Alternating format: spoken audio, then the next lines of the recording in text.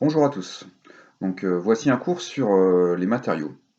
Un cours qui va nous permettre de découvrir les différentes familles de matériaux et puis de franchement s'intéresser un peu plus à la filière métallique, notamment la filière la fonte et l'acier. Donc vous avez dans les matériaux des grandes familles que vous devez être capable de distinguer. Donc en fait vous allez avoir tout ce qui est les matériaux métalliques. On va y trouver tous les matériaux ferreux, mais aussi l'aluminium, le zinc, enfin tous les métaux, hein, tout simplement. Vous avez tout ce qui est plastique. Donc le plastique, c'est assez facile à identifier. Donc vous avez du plastique dit synthétique, donc des polymères qui sont issus la plupart du temps du pétrole, hein. Puis vous avez des élastomères qui sont des matières naturelles, tout comme le caoutchouc qui vient de la sève d'un arbre, qui est l'EVA. Donc les matières métalliques, les matières plastiques. Vous avez les céramiques. Donc les céramiques, il y en a des industriels et des traditionnels. Les traditionnels, c'est pour faire porcelaine, faïence, etc. Du kaolin, de l'argile, c'est ancestral, quoi. Tandis que les industriels, c'est fait donc à base d'oxyde métallique. La céramique, elle garde ses propriétés à très haute température, jusqu'à 1500 degrés, elle va garder ses propriétés, quoi, de résistance. C'est aussi un matériau qui est même à très haute température est totalement isolant. Donc ça a des propriétés très intéressantes.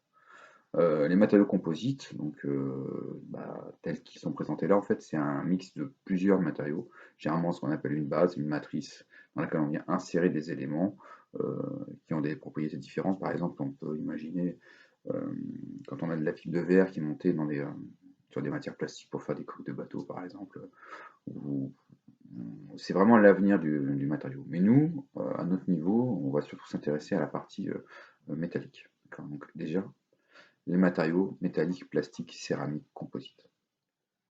Donc ensuite, si on rentre dans les matériaux métalliques, il y a deux familles bien précises, ce qui est, on va dire, ferreux et ce qui est non ferreux. Donc les métaux conduisent l'électricité, mais au final, euh, ce qu'il faut bien comprendre, c'est que certains ont du fer et d'autres n'en ont pas. Du cuivre, c'est pas du fer. De l'aluminium, c'est pas du fer. Magnésium, etc., il y en a plein d'autres. Donc nous, on va s'intéresser surtout à la filière, à la partie ferreux, hein, pour faire de la fonte et de l'acier. D'accord. Donc, si on rentre dans cette partie ferreux, on va voir comment c'est fabriqué, mais ce qu'il faut savoir, c'est qu'on peut faire de la fonte, et qu'avec de la fonte, on peut fabriquer de l'acier. Donc cet acier, on peut le mixer, on peut le mélanger, le couper avec différentes choses. Voilà ce qu'on peut voir un petit peu dans cette partie-ci. Ce qui est intéressant aussi de savoir, c'est les différentes températures de fusion. Donc on peut noter que la fonte et l'acier, en termes de point de fusion, c'est plutôt 1500 degrés. L'aluminium, c'est assez léger, hein, 660 degrés. Et le bronze, donc cuivre, laiton, je rappelle que le bronze, c'est un mix de cuivre et d'étain. Donc voilà. Voilà un petit peu pour les points de fusion et on va s'intéresser plus maintenant à la manière dont sont fabriqués ces éléments. Quand on rentre dans l'acier, qui est au bout du cycle de fabrication, on peut mixer, faire des aciers avec alliage, comme de l'inox. Mais on peut aussi faire aussi de l'acier non allié. Donc voici un petit peu la filière fonte. Donc au final, on part du minerai, le minerai de fer qui est extrait. La plupart du temps, maintenant, c'est plutôt en Australie, car le pourcentage de minerai est nettement plus important qu'en Europe. À peu près 80% de minerai de fer de fer dans le minerai. Donc au final, une fois que ce minerai il est extrait, il est ensuite enrichi, il va être préparé pour obtenir vraiment quelque chose de qualitatif, pour pouvoir préparer un acier correct. Donc, voilà une petite vidéo où on voit le minerai préparé. Euh, on voit qu'il est monté à température, on lui enlève une partie de ses déchets pour vraiment que lorsqu'il rentre ensuite en fabrication, là on a beaucoup d'oxyde de fer dans le minerai, quoi. Voici. Il faut savoir aussi que le minerai est associé à ce qu'on appelle du coke. C'est comme du charbon, et c'est du charbon qui a été retraité aussi pour pouvoir avoir une chauffe bien meilleure que du charbon de base. Donc ensuite, on vient mélanger le charbon euh, avec le coke. On met à peu près, si je ne dis pas de bêtises, 50 tonnes de minerai. Et, et ensuite, une fois qu'on a fait ça, euh, on le monte dans les hauts fours. dans ce haut fourneau, on va trouver en fait un gueulard par lequel tombent les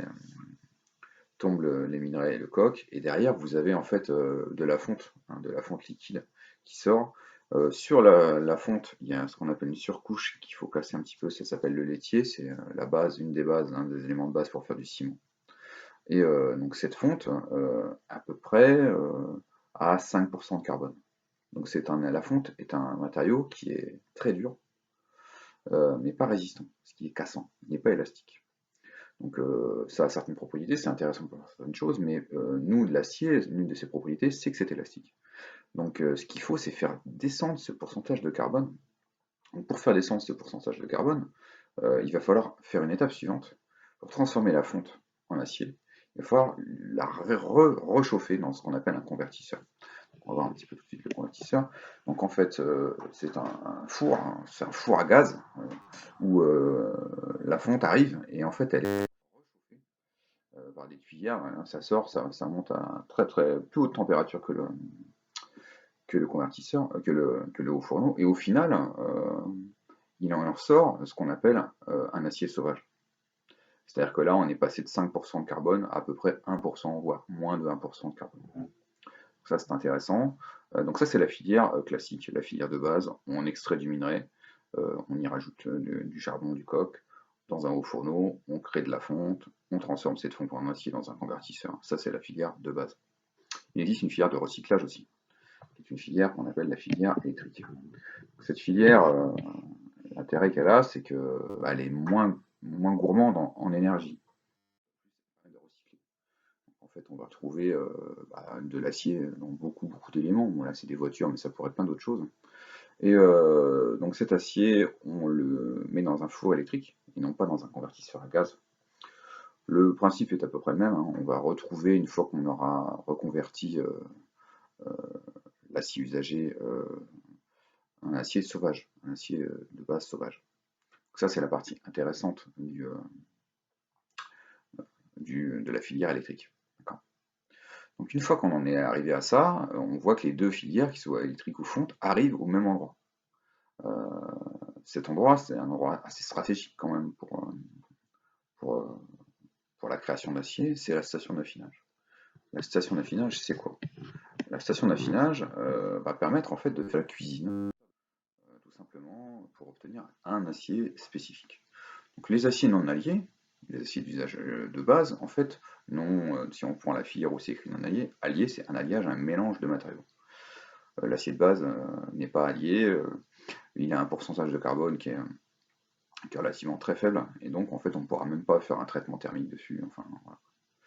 Tandis qu'on peut rajouter des éléments pour augmenter les propriétés du matériau. Par exemple, pour obtenir de l'inox, on rajoute du chrome et du nickel dans une certaine proportion. Et cette cuisine va permettre en fait d'avoir un acier qui ne va pas rouiller. Donc ça c'est quand même intéressant, c'est un endroit assez stratégique quand même. Et en ce moment, nous en Europe maintenant, ce qu'on va garder, c'est plutôt justement ce type de partie pour faire de la recherche, quoi. Toute la partie production est localisée, tandis que la recherche est encore, on va dire, un peu en Europe. Derrière, une fois que le mélange est fait, hein, pour obtenir la bonne cuisine, on va le laminer, c'est-à-dire en faire des barres ou des plaques ou des poutrelles, hein, etc. On peut faire des poutrelles en I, donc des IPN, des UAP, etc. Donc voilà un IPN qui sort là. Donc c'est intéressant, c'est coupé ensuite, hein, normalement c'est des longueurs de 6 mètres, mais bon ça dépend. Mais la plupart du temps c'est 6 mètres, on peut sortir du fil aussi. Et donc ça c'est ce qu'on appelle du laminage à chaud.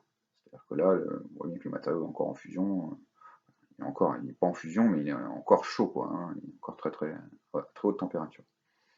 Il existe aussi derrière ce laminage à chaud, ce qu'on appellera un laminage à froid, qui va permettre vraiment de, de rendre notamment des feuilles d'aluminium, par exemple pour de l'aluminium, mais ça marche pour des feuilles d'acier aussi, hein, quand vous avez des feuilles d'acier de 2 mm, elles viennent quelque part, elles ont été laminées ensuite. Elles ont été laminées.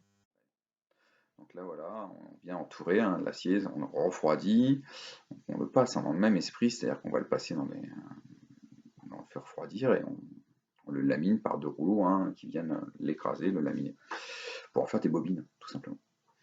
Et une fois que ces bobines sont faites, bah, elles sont stockées, puis elles sont envoyées dans les différentes usines pour pouvoir réaliser les, euh, les choses qu'on sont à faire. Voilà un exemple d'entrepôt qui stocke des bobines.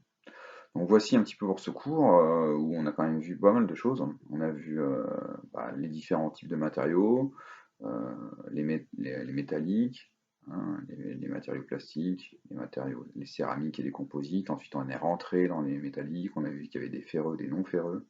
Et dans les ferreux, on s'est centré sur le fonctionnement, comment est-ce qu'on obtient de l'acier en faisant de la fonte et ensuite l'intraformant en acier ou en faisant du recyclage par la filière électrique.